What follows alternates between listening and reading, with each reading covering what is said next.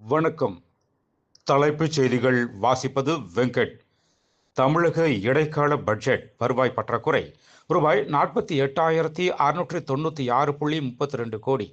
கடன் சுமை 10,71,770.34 லட்சம் கோடி. சட்டப்பேரவையில் தாக்கல் செய்தார் அமைச்சர் தங்கம் தென்னரசு. காங்கிரஸ் பொதுச் செயலாளர் கே.சி. வேணுகோபால் ஒரு ரவுடியை போன்றவர் என மணிசங்கர் ஐயர் கடும் தாக்கு. மகளிர் உரிமை தொகையோடு ரூபாய் 2,000 கோடைக்கால சிறப்பு தொகை வழங்கப்பட்டதால் தமிழகமே இன்ப அதிர்ச்சியில் உள்ளது என சட்டப்பேரவையில் பட்ஜெட்டை தாக்கல் செய்து அமைச்சர் தங்கம் தென்னரசு பேச்சு. ஜனநாயகத்துக்கு முரணாக, அகில இந்திய காங்கிரசுக்கு முரணாக யார் நடந்து கொண்டாலும் அது தவறுதான்.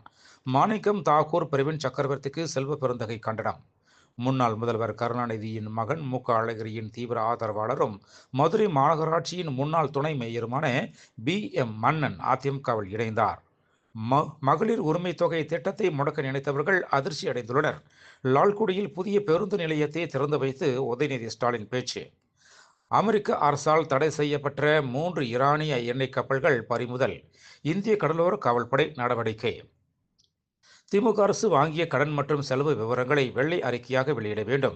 பாஜக தேசிய மகளிரணி தலைவர் வானதி சீனிவாசன் அறிக்கை. டெல்லியில் உள்ள பாரத் மண்டலத்தில் 5 நாள் செயற்கை நுண்ணறிவு உச்சி மாநாட்டை பிரதமர் நரேந்திர மோடி நேற்று தொடங்கி வைத்தார். கடைசி பட்ஜெட்டில் கூட பொய்களை மட்டுமே சொல்வேன் என்று அடம்பிடிக்கிறார் தமிழக நிதியமைச்சர் என பாஜக முன்னாள் தலைவர் அண்ணாமலை கடும் விமர்சனம். லைகா நிறுவன வழக்கில் நடிகர் விஷாலின் மனு தள்ளுபடி. அதிமுக பொதுச் செயலாளர் எடப்பாடி பழனிசாமியுடன் எல். முருகன், நயனார் நாகேந்திரன் சந்திப்பு.